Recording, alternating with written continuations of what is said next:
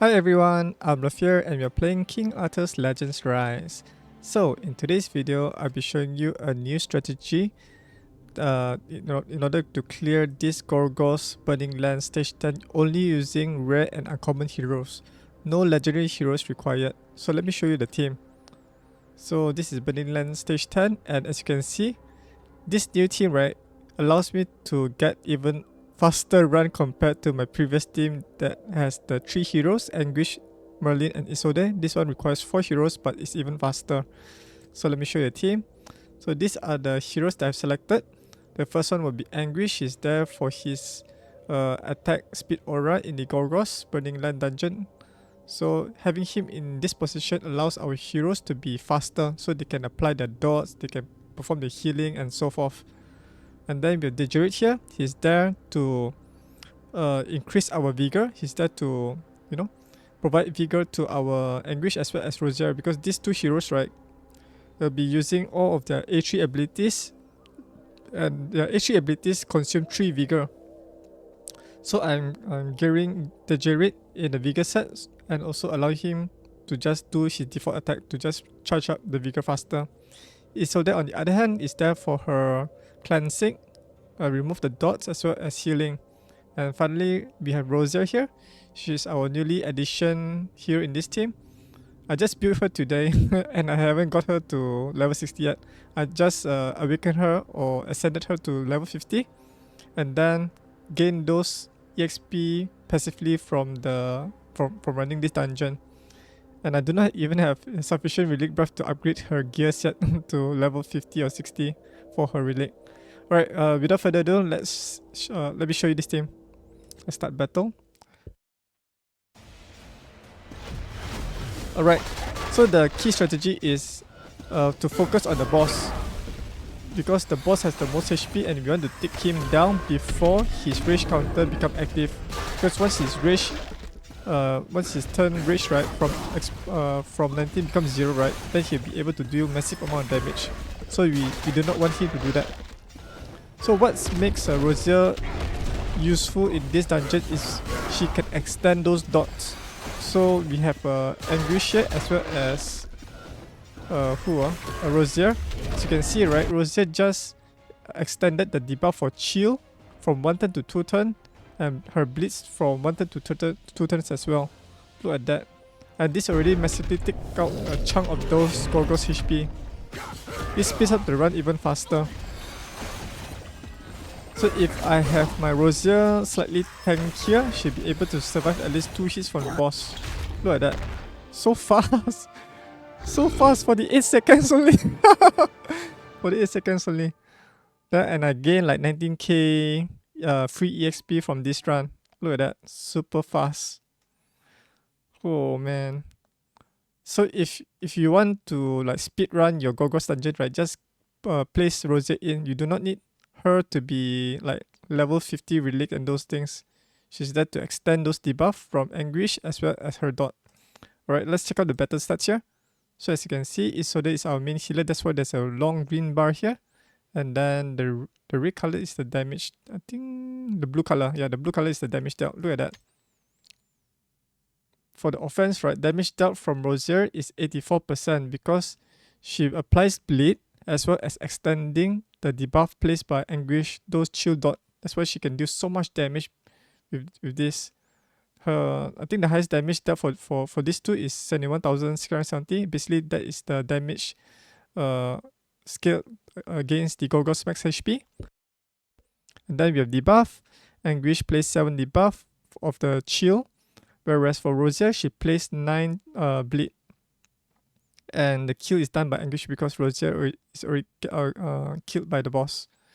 The Djerit on the other hand, although he does not really do much damage, he's there to provide Vigor. He needs to generate those Vigor to allow our damage dealer to deal massive amount of damage, as you can see here. Isolde is not a damage dealer, she's there to heal our heroes and remove the unnecessary dots to prevent our hero to get killed. This is a defense, most of the healing is there by Isolde. And then finally, these are the skills used.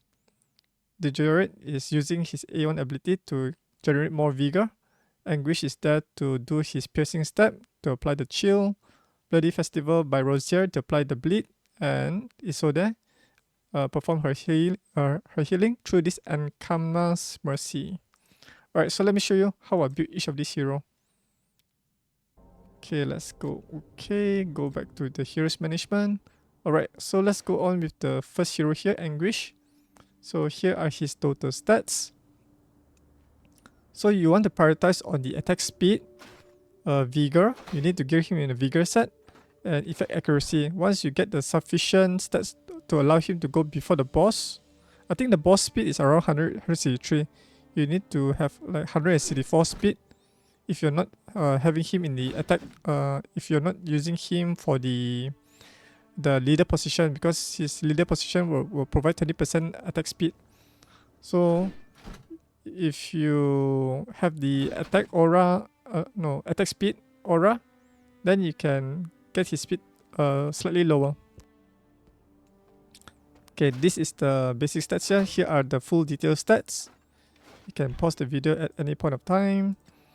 And currently I managed to max out all of Anguish passive skill here. This one is his Dan Chat's Blessing that reduces the passive cooldown by 2 turns. Now it's already 1 turn cooldown. And then finally his Bridle of Pain basically increases the dot taken increase to like 4 turns. So it matches with the cooldown.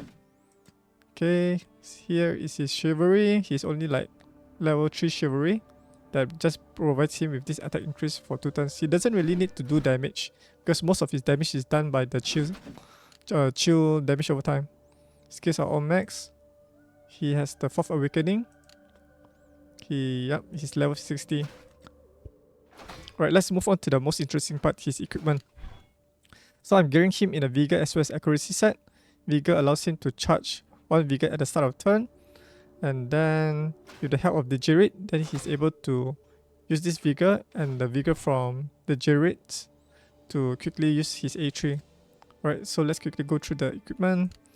So this is the Vigor helmet. This is the Vigor cuirass, the armor plate or chest plate. This is the accuracy boots. This one is a defense percentage Vigor. Then we have a flashless defense Vigor earrings. And finally we have accuracy HP percentage ring. So this allows him to survive. You just need to focus on his defensive stats. HP defense to make him survive. Then attack speed, effect accuracy. Okay. So for his accessories, we have the corrosion belt that allows him, but you need to have 3 sets in order to inflict additional dots. So once I unlock his banner, right, then I'll be able to do that. And this one is the strive set attack speed for more attack speed. I'll need to craft another what's this called, mana orb or orb with an attack speed using the corrosion set. So yeah, so there are further optimization can be done for Anguish here. These are the detailed equip settings. His relic is almost maxed out, 3 more levels to level 60. There's no skill ups for this relic. And yeah, that's basically it for Anguish. Let's move on to the next hero, the Djerit. He's an uncommon hero that is there for his unique ability to increase the attack gauge. So as you can see here, right? Familiar Revival. When inflicted with dot, any dot, including his poison or Scorch a dot from the boss, then he'll be able to gain increase effect accuracy increase for 1 turn. Oh no, sorry, for the rest of the battle. If you have 2 or more effect accuracy increase, removes all buff from the Djerit, recharge all allies attack gauge by 50%, and then removes all dot. So once I upgrade his passive skill, right, then he'll be able to charge up to 60%. Means our heroes will be able to do more attacks to land more dots. So this one is a work in progress. And then what's this? At the start of battle, inflicts the Djerit's carelessness on itself for the rest of the battle. Yikes. So this one just basically reduces that carelessness. Okay, that's basically it for his passive skill. Chivalry, his Chivalry's 10. I summon quite a lot of uncommon heroes, that's why she's already maxed out. Skill level, I think this one is, you just need to get this level 4 one. His 4th Awaken, fully level 60. Okay, let's move on to his equipment. So currently I'm gearing him in a speed and defense set. Ideally I want to get him in a vigor set, but I do not have much equipment. So if I'm able to get him in a vigor set, right, then I'm able to allow him to charge the vigor even faster. Okay, so this is the attack speed and defense set. So this is the speed helmet. This is a defensive cuirass. And then we have a defensive boots. Speed necklace with HP percentage. What's this? Flashless defense, speed earrings. And then finally we have a speed flashless defense ring. I've also tried to put accuracy set on him, but he's not able to land those chill debuff because of his passive skill that reduces his accuracy significantly. So you do not need to build him with accuracy. He's there to just charge up the attack gauge for your heroes. For the belt, we have no set effect here. And then hit accuracy, yeah, this one is not really important. You just want to make him super tanky.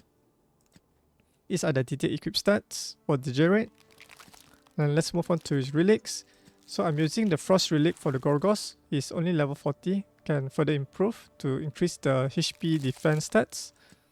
Yeah, you wouldn't want to use Storm on Gorgos. Okay, so that's basically it for the Djerit. Let's move on to the next hero. We have Isolde, our primary healer for the team. And this is her info. Yeah, as usual, just attack speed, vigor. And previously I was using her in a 3-man team with Merlin, right? So now I do not need effect accuracy on her. You just want to boost her recovery so that she can provide more healing. This one. Okay, let's go to the chivalry. She has like number 4 chivalry here that boosts up her HP percentage by 10%. Then wait, what's this? Do I have? Oh, I don't have any copies. Then what's this? Use skill tree has 100% chance to increase duration of all dot. So basically she can also increase those dots as well. But I need a healer in my team, so I couldn't use her for that. Okay, she also improved her recovery with the chivalry 2. And then this one basically allows her to heal with her A1. But she's mostly using her A2 instead. So if you don't have any chivalry, don't need to worry because you're not using all these things. Only you want to use her A2. So she has some skill level up for this, basically to reduce her passive skill cooldown and increase the number of dispel dots. So Isolde is like a healer but only for cleansing dots. You need to be aware that there are 3 types of healers. One is like a healer that removes dots.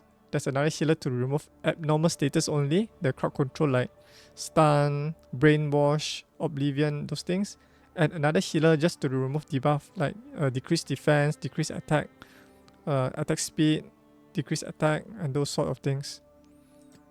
Okay, then this is her awakening. She has only like 4th level awakening. She's fully level 60. Okay, let's move on to her equipments. She's geared in an accuracy and vigor set. Accuracy set is useful if you want to use her to apply Chil, but in this case you do not need for this strategy. Alright, so this is the accuracy helmet. This is the vigor cuirass. Then we have the vigor boots. We have the HP percentage vigor necklace. Next is the flashless defense vigor earrings. And finally we have attack speed accuracy ring. And this is her strife stack belt that provides effect accuracy. And then we have the recovery orb. Right, these are her detailed equip settings. And for her relics, she's only like level 4 over 60. So there are still some room for improvement here. Okay, that's basically it for Isolde. Let's move on to the final hero, our main star of the show, Rosier. So as you can see here, right, she's a team leader, co-op attack, drain, inflict dot, crow's favor, killer trickery. So this is the main one that she's most famous for, inflict dots. Okay, so let's quickly take a look on her skills. I do not have any passive skill level up for her. But if you do, right, this allows her to increase her hit accuracy. So if the monsters have a lot of evasion stats, then this will be really helpful. The next passive skill is Hook of Death. When using skill 3, gain Bloody Frenzy for 1 turn. So what is this Bloody Frenzy? 100% chance to inflict bleed on a single enemy for 1 turn.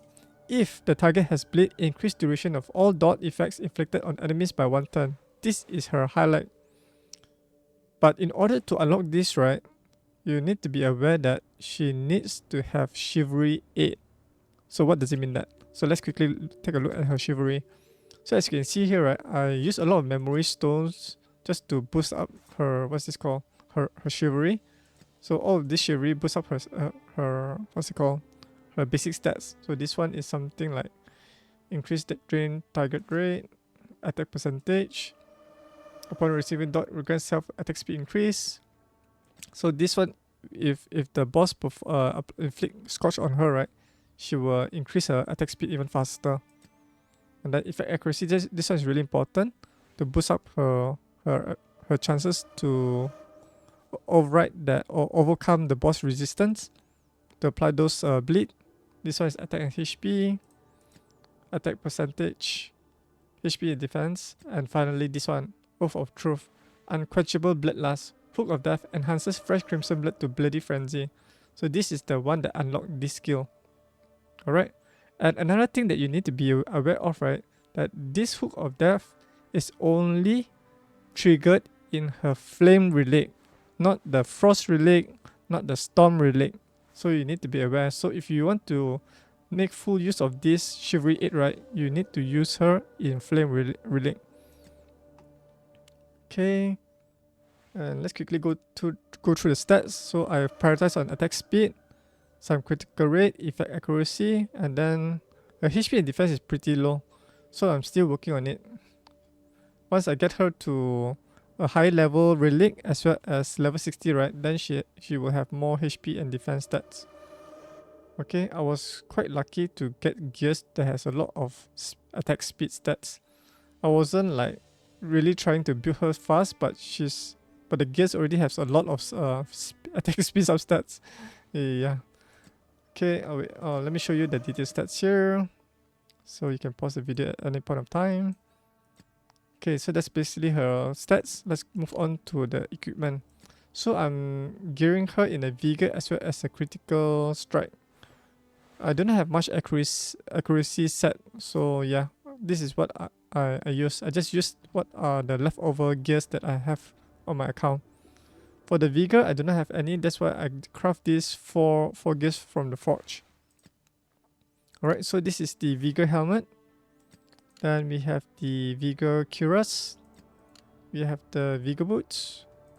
Then we have the effect accuracy Vigor set necklace. Next, we have a critical rate earrings. And finally, we have a attack speed critical rate ring. Then for the accessories, we have a strife belt that provides a flat stats attack. Then we have an attack speed crow orb. So these are the gears that I have on her. Basically, I was just looking to just boost up her effect accuracy, which is really important to apply the bleed. And then some HP and some defense, and then some attack speed. And these are the detailed equip settings. Alright. Okay, that's basically it for her equipments. And for her relics, yeah, I'm just using this flame one. As you can see, right, the flame A3 or the third ability, right, Bloody Festival, it says 20% chance to charge Rosier's attack gauge by 100% and trigger Hook of Death. Hook of Death deals damage attack to all enemies, deals damage attack to all enemies, and 50% chance to apply bleed. See that? And then if I have sufficient relic skill upgrades, right, I'll be able to boost this chance from 30% to 40%, and also increases the chance to apply the bleed for the last 2 hits from 70 to 80%. Okay, Hook of Death. If you compare to like Frost Relic, right, there's no hook of Death here. It just basically inflict chance 40% chance to inflict bleed, which is slightly lower compared to Flame. And then we have the Storm. Storm just basically inflict bleed. Yeah, so pay attention to the skill description. This one has the Hook of Death. This allows her to gain extra turn.